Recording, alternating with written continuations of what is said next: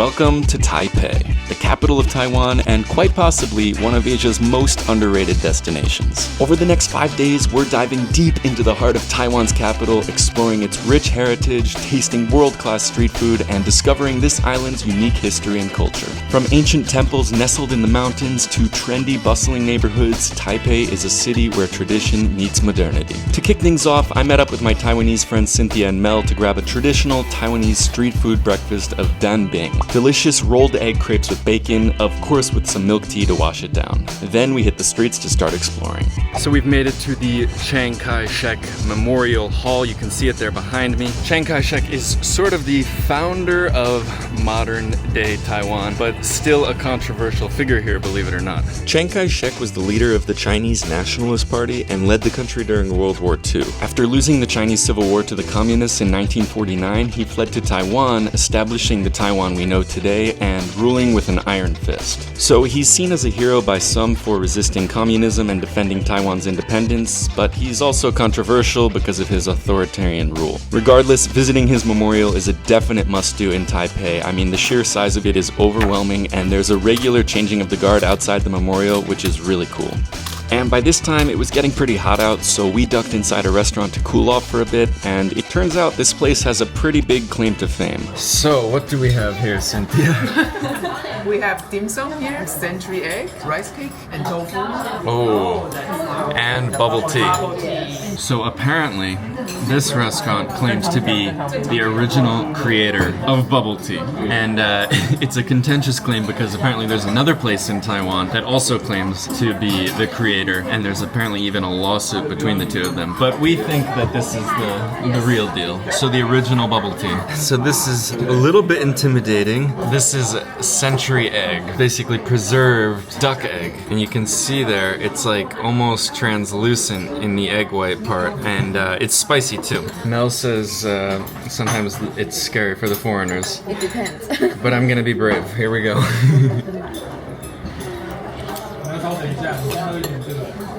I like it. Mm-hmm. Nice and spicy. That's good. Maybe the spicy helps. But to me, it's just like a hard-boiled egg. All right. I like century egg. Cool.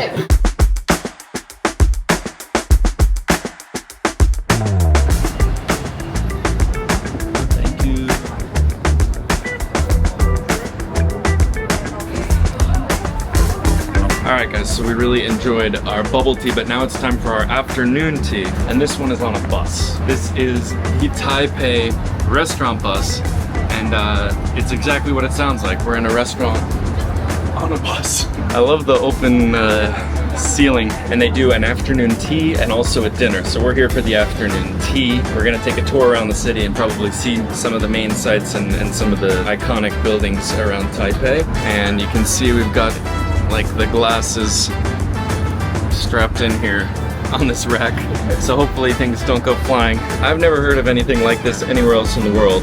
If you guys have, then let me know in the comments, but as far as I know, this is a first.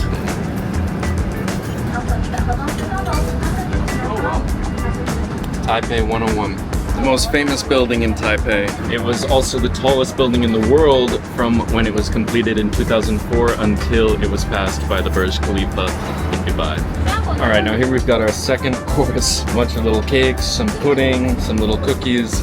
Looks very good, very fancy. After hopping off the restaurant bus, we made our way over to Xinyi district, one of Taipei's busiest and most popular areas. This neighborhood is loaded with skyscrapers and high-end shopping, and it's one of Taipei's most popular nightlife districts too. It's also home to Taipei 101, the tallest building in Taiwan. After a very quick ride in one of the world's fastest elevators, I made it up to the observation deck on the 89th floor to check out the view of Taipei, which was incredible. I also got to check out Taipei 101's tuned mass damper, which helps keep the super tall tower from swaying in high winds and earthquakes. This giant steel sphere is the largest and heaviest of its kind in the world, coming in at 660 metric tons. It's the only tuned mass damper in the world open to visitors, and just a super cool piece of engineering to check out. Next up, right at the base of Taipei 101 is a branch of Tai Fung, possibly Taiwan's most famous restaurant. They make a bunch of delicious food, but they're definitely best known for their xiaolongbao or soup dumplings. You can even watch a whole army of cooks preparing thousands and thousands of soup dumplings in the restaurant's open kitchen, which is super impressive. These days, Din Tai Fung actually has branches worldwide, but visiting the restaurant in its birthplace is definitely a must.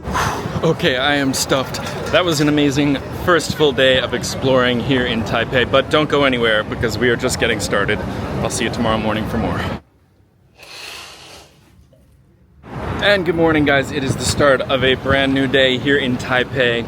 I just checked out of the first hotel that I was staying at. It's called the Roders Plus Hotel. It's very close to the main station and it's in this huge tower, so I had an amazing view of the city from my room. The lobby, it looks like you're in a carnival. They have like a drive-in movie area, snack bar, all sorts of different things, even a whole carousel, so it's pretty cool. And now we are headed out on day 2 of exploring Taipei. It's gonna be fun.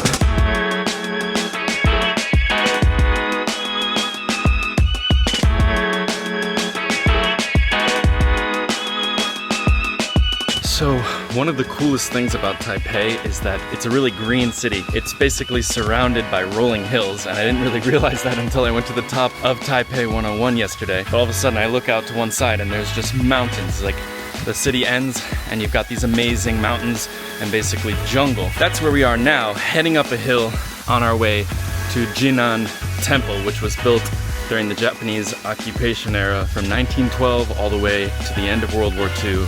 1945. And so they have built these paths that lead up to the temple, and we're on our way up there now. It's very hot. Taiwan is humid, but it's beautiful. And you can see like a smaller temple that we've just come to here, part of the way up the trail, and we're heading up to the main one. All right, guys, we have made it to the top.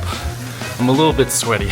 Now we have some tea from this area, and that's our reward for making it up to this temple, which is a lot bigger than I expected. I thought it was gonna be a little isolated temple, but it's a whole complex up here. And it's just beautiful out here. I just can't believe how much access you have to this kind of nature coming from Taipei. Pretty incredible.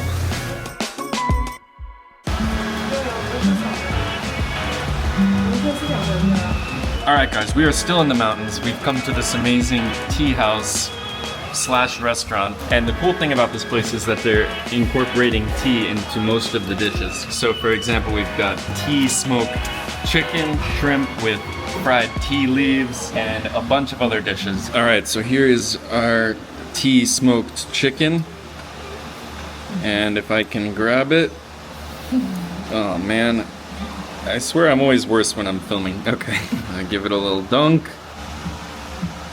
Totally has a smoky flavor, so good. We've also got bamboo here, and apparently it's seasonal. Eating bamboo used to scare me because I thought it was like wood, but it's actually delicious.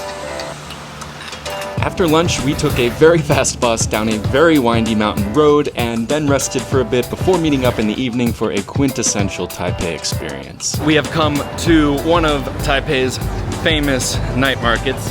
This one is Raohe. We're gonna eat some very good food and explore a little bit. So let's go check it out. This stall is like super famous, right? Yeah, it's one of the most popular foods. Okay.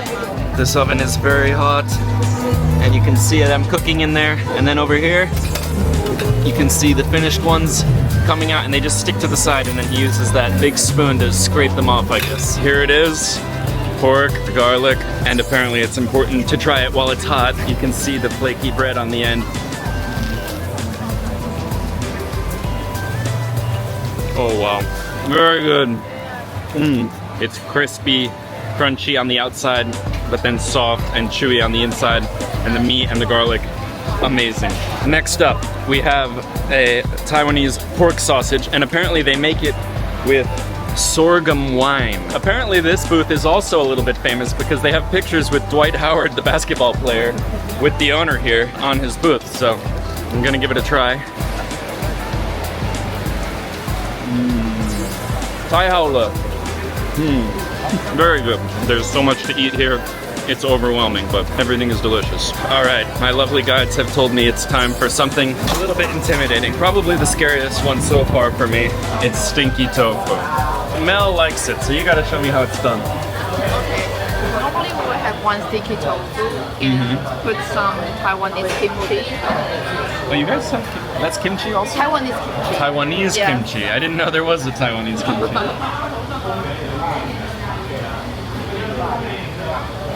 Good? Good. All right. So Mel, on a scale of 1 to 10, with 10 being super stinky, how stinky is this stinky tofu? I think 7. 7. Yeah. There it is. And here we go.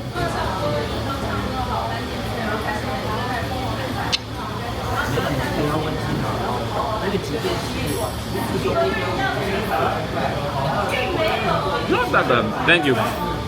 Yeah. So 1 to 10. To me, it's pretty stinky. I think it's actually I think it's the aftertaste that you feel more. Yes. Yeah. Well, I'm glad I tried it. Cut. Next up, guys, sweet potato balls. They are deep frying some sort of sweet potato flour or some kind of byproduct of it, and it turns into like almost a donut. So you can see there, it puffs up, and they fry it, and it looks very good. Yeah, see, look at that. It's like a puff ball. Very airy, but it does taste like sweet potato. I mentioned in my first impressions video that there are a ton of these claw machine games around Taipei. Check this one out. The prize is literally like a power drill. It's hilarious. And there's all different ones. These are like Tide Pods, laundry pods. There's all different things. So we got a water gun, toilet paper, detergent, a solar powered floodlight for your driveway or something. So it goes beyond just kids' toys. They have all sorts of prizes in these things. It's so funny. Okay, another very cool local activity here is these kind of like fishing games. Here you can see there are shrimp in a tank here, and you can sit with a little mini fishing rod and try to catch them. And any that you catch, they will barbecue for you. Then you've also got fish, you got goldfish, and like all different colored fish. And the ones that you catch, you can bring home as a pet. And then they've even got little turtles. But it's challenging because these guys have to use a little plastic scraper with a very, very thin like tissue paper netting, so they can rip through it very easily. Yep. There he goes. All right, and it's dessert time. So we have here Tang Yuan. These are basically sticky rice balls filled with either black sesame or peanuts, and they are hot, but they are in a bed of snow, so it's like a little hot, a little cold. There it is. Cheers.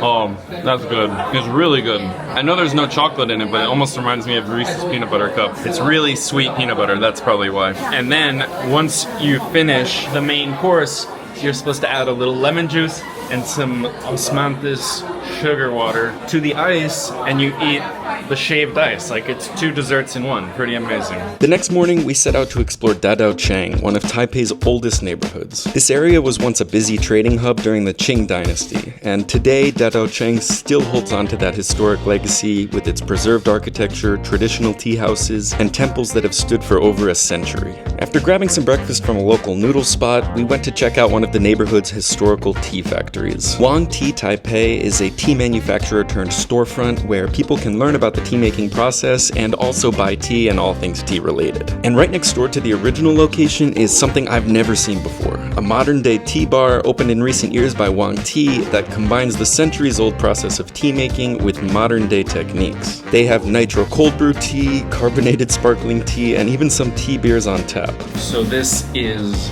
sparkling black tea.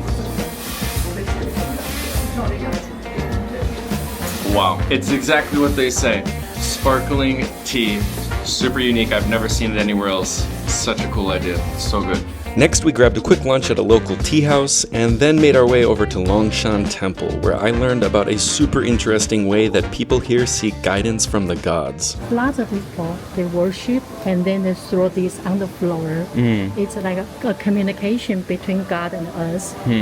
So when people come to temple, means they are confusing, they have questions to ask, but how can the God answer them? And they answer by the moon blood. So they will tell the kneel down or you stand up, facing the God, tell God your name, birthday, address, and then you can ask yes or no questions. Then you throw this on the floor, You see? This means your question is not clear because I didn't ask anything. And if it's one side down, one side up, means yes. Two flat side down means no. So that's how they get feedback from the God. Some people also bring offerings to present to the gods in these temples. And surprisingly, the offerings can really be anything from simple traditional foods to bubble tea, Snickers bars, and even KFC. The offerings are left there for about an hour or so until the gods have spiritually taken what they need, and then the items are usually taken back by the people who left them so the food doesn't go to waste.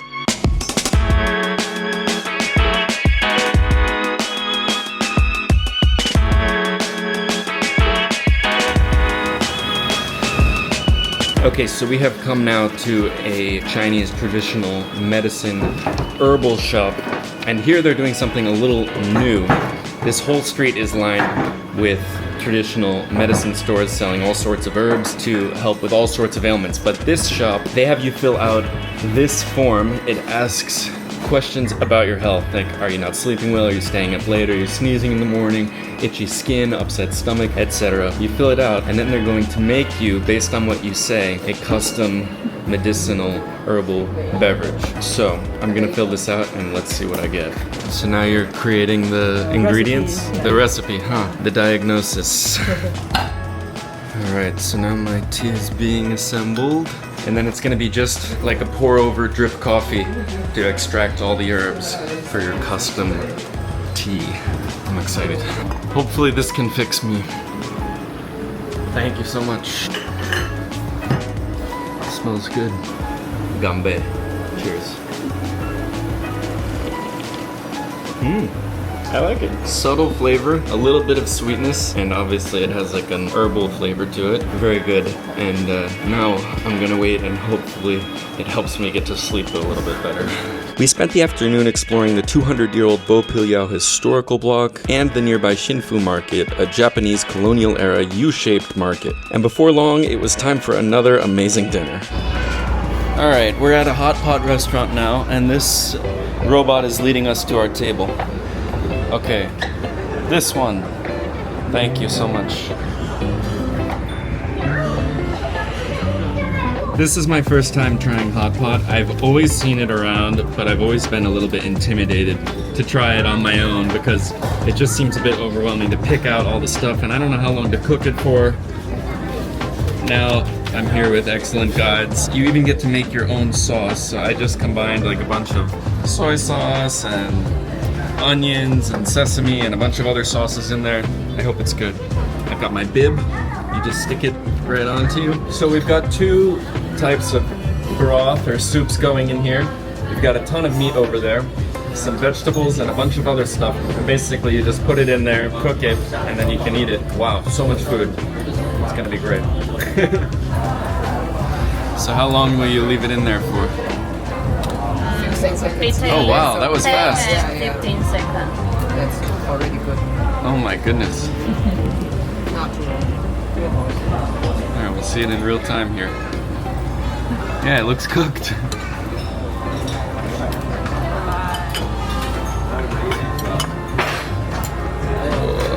Thank you so much. We're gonna give it a dunk in my special mystery sauce that I have created. I hope it's good.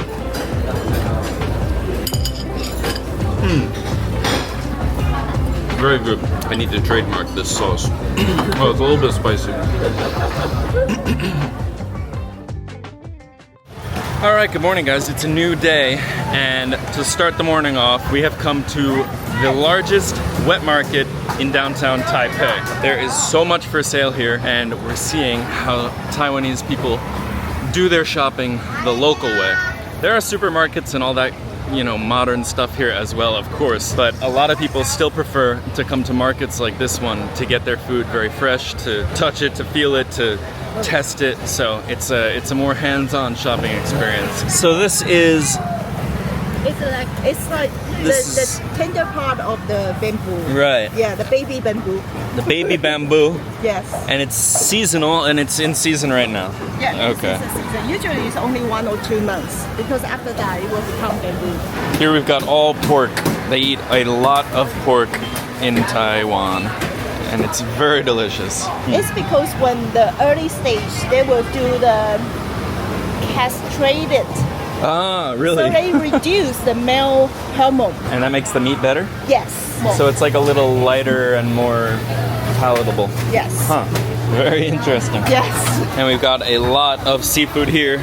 Of course, Taiwan is an island, and you've got all different kinds of fish, seafood, squid, octopus, shrimp, lots of variety. And now we've come to the fresh produce market. So we've got one side filled with fruit and the other with vegetables. And the fruits in particular here, it's amazing. There's just so much variety and a lot of fruits that I've never really seen before. Pretty much everything you could imagine.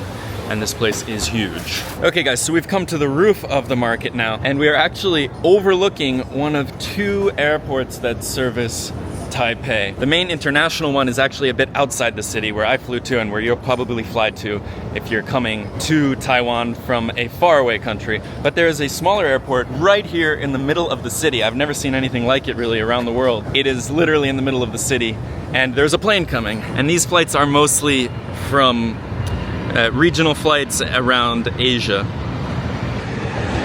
And we actually found out a few days later that the plane we saw landing here right at this moment just so happened to be Taiwan's Air Force One with the president on board. Totally by chance. And there you have it. So pretty cool. And it's a great spot to come to if you're into plane spotting.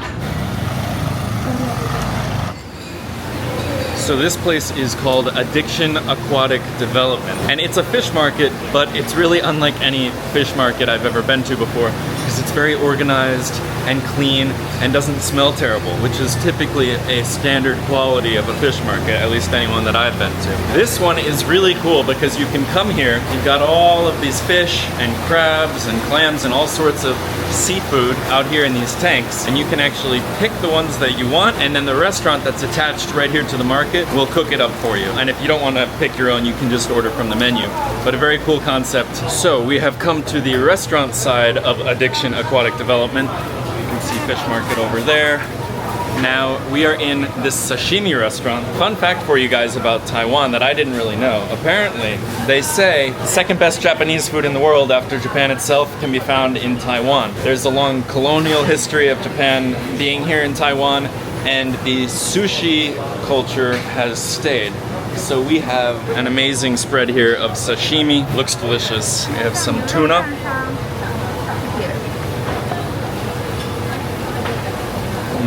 So fresh. I love sushi, and I've never been to Japan, so this might be the best sushi I've ever had.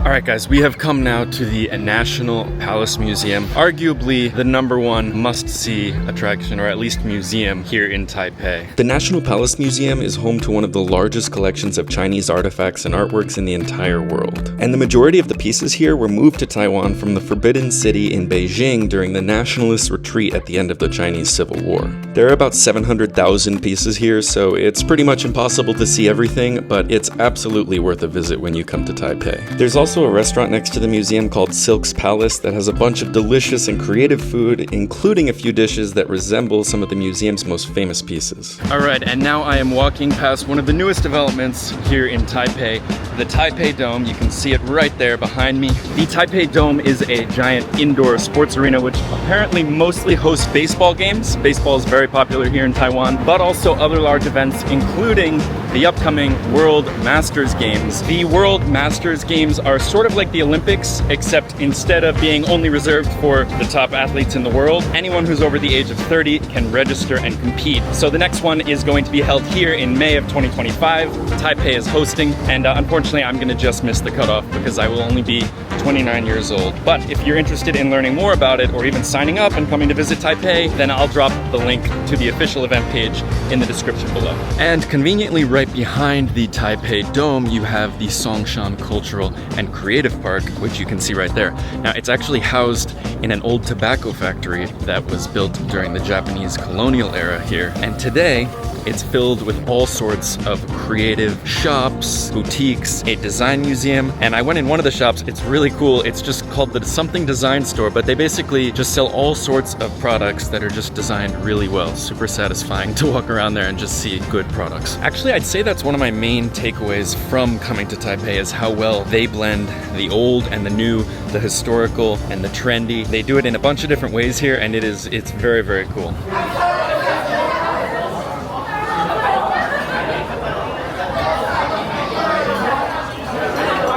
All right, guys, and sadly, the trip has almost come to an end. It is my last dinner with our awesome squad here.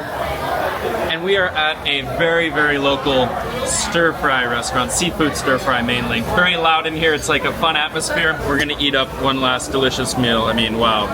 Food has been a major highlight of this trip for sure. You could come to Taiwan just for the food. Oh, and we all have our Taiwanese baseball jerseys. So we're looking good, feeling good, ready to eat some good food. Cheers! Gombe!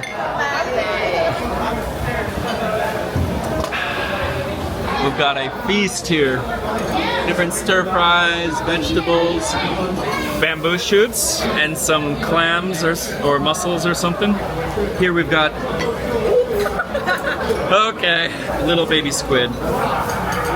Whole thing. Very fresh seafood. Yum. Here we have some frog. I actually love frog. I tried it for the first time in Kuala Lumpur, Malaysia. Very, very good. Maybe one of my last truly adventurous tries for the trip. This is pig kidney. And I'm pretty sure it's the first kidney I've ever tried in my life. Hopefully not the last. A little bit intimidating looking, to be honest.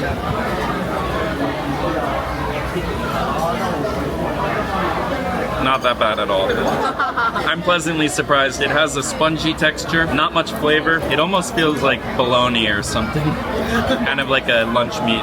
Pretty good. And just like that, my 5-day whirlwind of a trip to Taipei had sadly come to an end. Taipei really surprised me. It might not get as much attention as Bangkok or Tokyo, but I actually think it's one of the most interesting and unique destinations to visit in Asia right now. And if you're thinking of heading to Taipei soon, then check out the description down below where I've listed all the places I visited in this video, along with a link to a map of their locations. I'll be back soon with more videos, but until then, thank you so much for watching, and I'll see you in the next one. Bye-bye.